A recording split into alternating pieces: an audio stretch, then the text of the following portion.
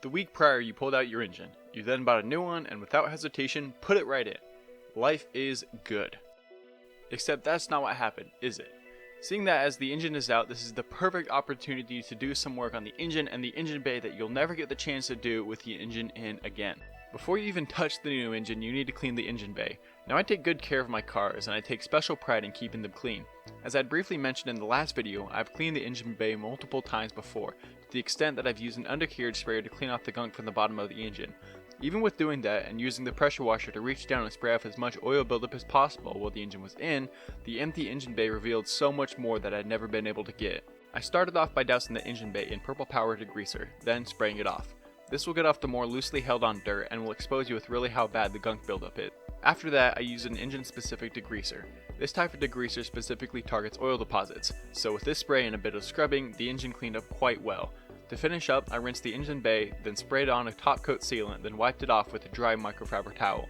This adds a layer of protection for the paint and will help keep more dirt and residue from sticking to the car later down the road. From there I moved on to the engine. Now the engine was already pretty clean, but there had been some oil buildup from the front of the valve cover leaking. Cleaning the engine, I just used the degreaser, sprayed it off, and let it go sit to dry out. Then I moved on to removing the transmission from the old engine to clean it up and get it ready for the new engine. To remove it, it's all 17mm bolts with a couple of 14mm ones holding on the starter. Be careful not to bend the metal gasket that's between the engine and the transmission though, because it fits very precisely and needs to be perfectly flat in order to fit. I then cleaned the transmission in a similar fashion to the engine bay. I wasn't looking to get the transmission perfectly clean, just get a good chunk of the oil residue off. When cleaning parts like these, you have to know what your standard is because there's always something more that you can do to clean it better, so just know how far you want to go ahead of time. In the same sense that you need to know your standard of cleanliness ahead of time, you also need to predetermine what areas of the engine you want to dress up. I wanted to go for a wrinkle black and red theme for the engine, so early on I started pulling and painting parts. Now I couldn't pull and paint every part right away, but the sooner you can paint the better. I'm keeping the clips of this video in the order that I did them, so you'll be able to tell the order of when different parts got painted. After painting some of the engine parts, I moved on to the gaskets I wanted to replace. I started off with the oil pan gasket. Even though I knew the gasket had been replaced semi-recently and I didn't see any telltale signs of leaking, I still wanted to replace it. Oil pan gaskets can be a huge pain to replace since they are usually blocked from easy access by the subframe. So seeing as how this would be the easiest opportunity that I would probably ever get for replacing the gasket, I went ahead and did so. With the gasket that I got, I did need to cut out a couple holes, but aside from that it fit well. I laid a layer of gasket maker along the oil pan before I put the gasket on. This does a couple things. Firstly, it helps hold the new gasket in place, making it much easier to align with when putting the oil pan back on. Secondly, it ensures that there's a seal on the areas that the provided rubber gasket is most likely to fail. These areas are the corners and the semicircles at each end, essentially any area that is in a straight flat line.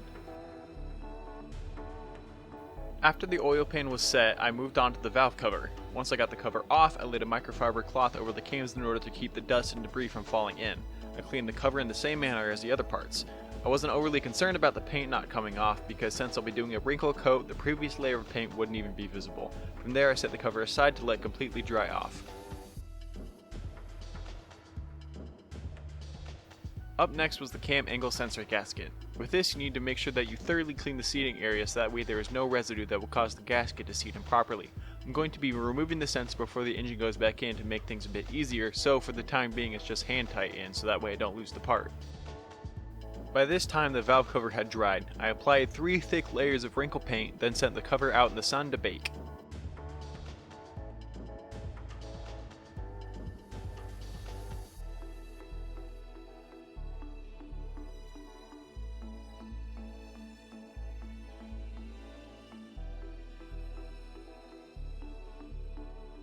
While the cover was drying, I moved on to the clutch system.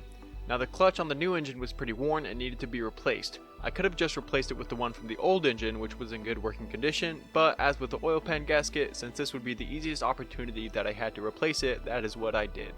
While everything was off, I also replaced the rear main seal. The seal commonly leaks with the Miata, so now is the time to fix that. I struggled to get it out, but what I do want to point out is that I had electrical tape to the end of the flathead so that I wouldn't accidentally nick any part of the transmission. One of my favorite sayings from the guys at Mighty Car Mods is that if you're going to replace something, why not upgrade it? So the replacement clutch assembly that I got was an upgrade. I got a lightweight flywheel and a stage 1 clutch and pressure plate. After installing the flywheel, I realized that I had forgotten to install the pilot bearing. I tried to just put it in while the flywheel was in, but eventually I had to pull the flywheel off. Just a reminder that if you're installing a bearing with a hammer like I am, use light taps around the edges while having some sort of cloth in between. The last thing that you want to do is mess up the bearing. Finally, when installing the pressure plate, you also need to be patient. Tighten in a star pattern as the plate slowly seats into place, then when it's done, pull the clutch alignment tool out and you're good to go. From there I went to reinstall some of the painted parts, starting with the cam gear cover and the water neck. After that I replaced the valve cover gasket. I didn't mention it before, but this whole time I had left the old gasket in. This made it so the valve cover wouldn't accidentally get scratched from any time before the new gasket went in. As with the oil pan gasket, I applied some gasket maker to areas that could cause potential leaks. When reinstalling the cover, you may notice that I used a different drill for the bolts. This is because the valve cover bolts are extremely sensitive and will snap incredibly easily. So this drill is much weaker and will tighten the bolts just enough without risking them snapping. Now I want to give a huge shout out to Max Speeding Rods. Max Speeding Rods is a company that specializes in performance parts for your car. Their website is easy to navigate and they have all sorts of options for your car that'll keep you browsing for hours. Sometimes for your project you need something as simple as replacement hoses, and Max Speeding Rods was able to provide. Their parts ship quickly and fit well. One thing that I liked is that the hoses came a bit long. What's good about this is that it ensures that you won't have to stretch the hoses in order to make them fit. Ask me how I know this can be an issue. In addition, the hoses came with a complete set of clamps and they're the awesome screw types that everyone loves. But they offer so much more than just hoses, so go take a look for yourself and use the code PHIL to get 15% off all your orders. The link to their website is in the description below. If you haven't started to catch on to the gist of why we're doing so much work to the engine before we put it back in, let me simply state it. This will be far and away the best and easiest opportunity we get to work on the engine. No other time will we have this type of access. So as with other parts that we've worked on, I want to change out the coolant hoses. Coolant hoses are often overlooked and can cause some issues with older cars by splitting or tearing, and a good way to check to see if your hoses may be worn is to squish them by hand. If they're really soft, it means that they're nearing the end of their life. A lot of the hoses on the engine were starting to get pretty soft, so it was a good idea to replace them. Sometimes when replacing hoses, it can be a bit difficult to get the new ones on.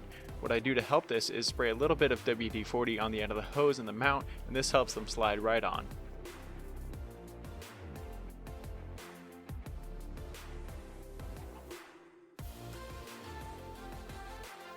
After the hoses, we were nearing the end of the preparation before putting the engine in. I finished up by replacing the spark plugs as well as the spark wires. This is something I'd recommend whenever you get a new engine or even a new car for that matter, because it's something that's commonly overlooked for maintenance and one that can greatly improve how smoothly your car runs.